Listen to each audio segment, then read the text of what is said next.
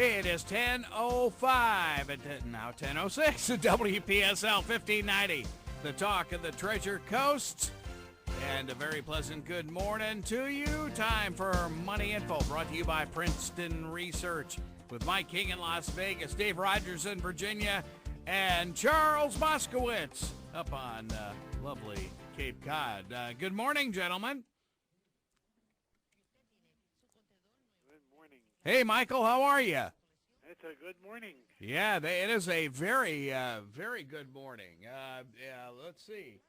Stocks are up, what is it?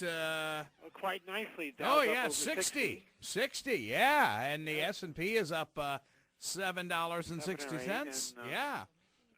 NASDAQ and again, up. Yep. sell in May and go away did not come close to rearing its ugly head. Yeah. Well, I was just going to mention that because NASDAQ was even up 26. It's like, wow. Yeah, it's really interesting. But, it looks like, Mike, you had mentioned that we're going to have... Xmen as a guest. XXMMF in America. Okay. XIM.V in Canada. Uh-huh. But this is a premier gold development company. They have terrific management, and, of course, gold is on a decline right now, but this may be a time to be buying it this summer. And looks like to me, I'm looking at this map where they have the Brett claims, which looks like is almost due north of Spokane, Washington. It looks like up in Canada, huh? That would be that's Alberta, right? Wouldn't that be Alberta? No, that's Vancouver. Oh, no, I know the company's based in Vancouver, but and the mines are in British Columbia. Oh, the mines are still in British Columbia. Okay, yeah. Cool. Okay. But he'll be on at half past the hour. Yeah, it'll be interesting to hear. We haven't talked mining in a while, which that's why you were not here last week. You were traveling in Baja. Yes, visiting gold properties. Uh-huh. Oh, yes. Mexico probably is the most prolific country in gold and silver. So did you at least get a nice dinner in Ensenada? Oh, yeah, they have terrific assets. Yeah. Yes. Yeah, well, I would imagine, the only thing that, you talk to oil companies who deal with Pemex, the only thing is instability, and that's the. You think? The only downside of dealing in Mexico. But hey, what the heck? Hey, it gets better. And the water. Well, you get Charles. You get used to the water. As a veteran of Bahia de Los Angeles, believe me, you get used to the water. Because you have no choice. Actually, you have no choice.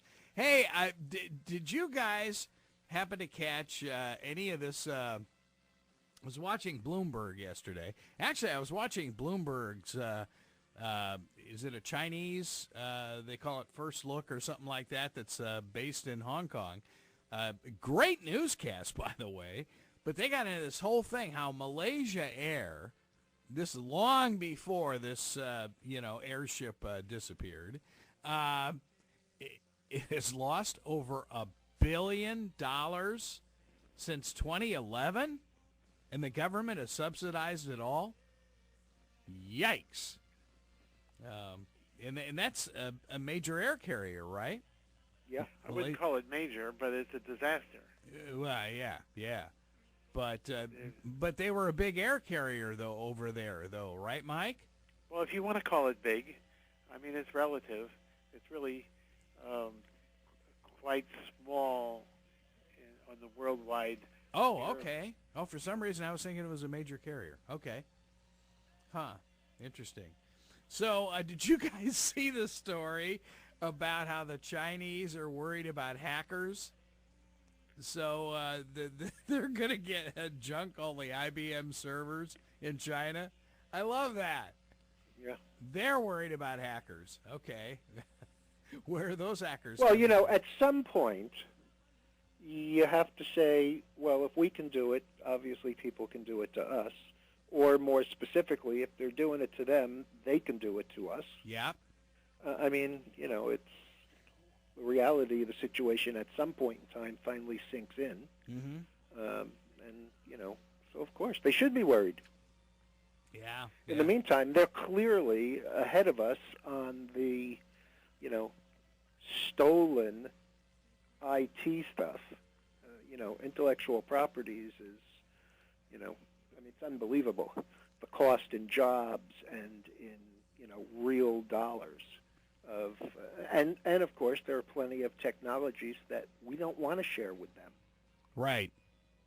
Oh yeah, I would imagine. And that's really a big part of it. I mean, Sure. you have to think about, we specifically don't sell them, a handful of technologies that if they can get their hands on them are really a problem. I mean, a serious security problem. Yeah. Not that they, not they know how to roll aluminum as well as we do, or something like that. But new things, stealth radar, that kind of stuff. Right. Right. It's a real problem. Are you guys into 24? I'm not, and everybody has told me I ought to be. So I probably ought to. Charles, I probably ought to sign up for Netflix and binge watch the whole thing. Yeah, well, you talk about conspiracies. I mean, this year's is that somebody stole drone technology, and it happens to be this crazed lady from the Mideast. And oh yeah, it's a wonderful plot. But you just think, okay, this is supposed technology nobody can get their hands on, and guess what? Al Qaeda's got it. Yeah. It's really kind of amazing. I read a lot of junk. Yeah. And when I say that, I mean, beach reading. James Patterson, Baldacci, Grisham, all of those guys. But the thing that amazes me is... I call those fine novels, books, by the way. The books may be fiction, but the setups in some of them are not. Yeah. I mean, it's amazing the things that you learn, if you want to dismiss the conspiracy side of it.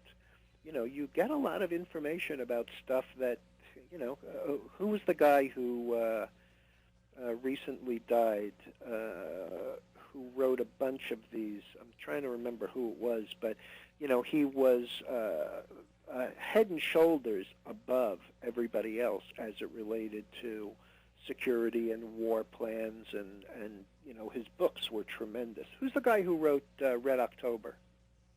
Oh, yeah. That wasn't... I mean, he recently died, but the Yeah. setup for all of his books went so dramatically into, new technologies and stuff. And they're all here. Right. I was thinking of Grisham, but that's not it. Yeah, I know who you mean though. Yeah, it's really intriguing. When you hear of things like that. By the way, did you happen to catch the fact that the Pfizer AstraZeneca deal got blown up over the weekend? Yeah. Did you see the whole Chinese food thing? That was part of it. There was some deal that somebody ordered a meal that they thought was beneath them, and somehow that was part of the... I don't know. I mean, it was just, hey, if the deal falls apart, it falls apart, right? And there's a huge deal that was announced this morning in that same, the Chinese, what were they buying? Smithfield? Mm-hmm. I think it was. And this morning, there was a two-pronged deal. Evidently, at some point in time, the acquiring company, I can't remember who it is right now, but I'm sure I'll see it go by. The acquiring company went to the target and said, we'd like to buy you. No discussion of price or anything. And the target said, nope, we're not interested. And then they went out and bought this other company, Pinnacle Foods, Hillshire. is Oh, the yeah. company that's being taken over. Really? So then they came back again and said, okay, well, we'll buy the whole company now. And the stock was traded, Hillshire's trading at 45.01, up $8, which was head and shoulders above the valuation of the combined company by 25 or 30%. And now the whole thing is getting, but it's a U.S. company. I mean, it's not like they're exporting out. Right. But, in this kind of market, on the commodity side, where the prices of feeder cattle and beef and everything are, just in the stratosphere and not going to get better anytime soon, pork and chicken, some of these companies, the valuations are just spectacular, and fairly well undervalued. Well, and what was very interesting, I thought, watching Bloomberg, was the fact that apparently our cattle, I guess stock, I guess if you will, is at a 65-year low. Yeah. Because of all the droughts. But obviously, and we've talked about this ad nauseum on this show, that, foodstuffs and gasoline are not part of the inflation. And they were saying that if you looked at all the entire picture, inflation could be around 15 to 16%. Yeah. And I've been saying that for years. I know you have. I shop for in the supermarket, some of the stuff is up 40 and 50%. I mean, it's just unbelievable. John Clancy. John Clancy, exactly. There you go. His setups Thank were you, just David. tremendous. I mean, it really gave you an insight into the movement in technology. Yep. Sorry to interrupt. Yeah, going back to the food prices, isn't there a lot of that has to do with the transportation costs, the rising gas costs? And most people don't see where the real increase is. The real increase is in the repackaging, where you used to have pretty much set sizes that you no longer have. I mean, it goes from anything like soda and drinks that used to be priced per gallon. Now they're priced, some of them are priced per gallon, some of them are priced per liter. And, you just don't, an uninformed shopper doesn't get it. Right. And new products, they had Shaw's, which is the big guy up here, like Albertsons is in California, or Safeway, or, any of the New York things. Those rotisserie chickens, a cooked chicken. Oh, yeah. Where they were $5.49. Yeah, now they're almost $8. They're $7.49 or $7.99. Yep, that same way at Publix down here. They'll here. give you a bottle of somebody's water. If you buy it, you got a free bottle of water, which sells for about $1, which probably costs about 15 cents, including the packaging, to put on the shelves. But, that's a gigantic increase in the last 2 or 3 years. Right. Well, they went through this whole litany of things that obviously the drought was the big thing leading to the cattle, because they have nothing to eat, and therefore the stuff that they do eat is more expensive. And it's like this, you hear this round robin, it's just, like a carousel of problems, the reason why beef is virtually doubled. Well, there's another issue relative to beef versus the other two. It still takes you 15 months to feed a feeder cattle. Right. Up to the point where it's economically feasible to slaughter it and get the meat. Yeah. Chicken, you can, 8 weeks? 12 weeks? Right. Is the cycle. Pork, not as short as the chicken, but certainly less than a third of the time for the cattle. But there was a show on, I don't even remember where it was, over the weekend that I was watching, about Las Vegas, and a guy who has a feed mill for pigs. and it's like a 3-man operation. And what they process there is all of the junk, the thrown away food from the hotels and the buffets. And the biggest one with 8 or 10 properties within Las Vegas is MGM. Right, right. And they showed, I mean, it's unbelievable the amount that gets tossed at the end of every day. And this guy processes it, cooks it, and feeds it to the pigs, who just love it. Yeah, he's up in North Vegas. Yeah. I stayed up there for a while in this one house. When the wind shifts, you can smell the farm. Oh, gee. Oh, no. Yeah, I used to tell people when you drive to Vegas, you go through miles and miles of desert. You don't see any farms. You don't see any ranches. You just see desert. And then when you get there, you go to the buffet. There's every food you can imagine. 3 kinds of crab, 2 kinds of shrimp, fruits, vegetables. All this food. So it all gets trucked in there. But then I told that to somebody, and they mentioned, well, there is a pig farm out there in North Vegas. Oh, that's man. about the only agriculture. I think he sold a lot of land, too, and made some money on the land, but he still operates the farm. But it's amazing the amount of waste that there is and what they do with it. Yeah. Oh, yeah. That's amazing. Yeah, when you look at the buffets there and the waste from that, so it's good that they're doing something with that rather than just throwing it away. They're reusing it. Do the pigs have any privileges at the tables, though? Yeah. Oh man, that's anyway. That's a so great we're just story. up at new highs for the day, up about 74 on the Dow. Wow. And 10 and a quarter, another new high in the S&P, 1910.77.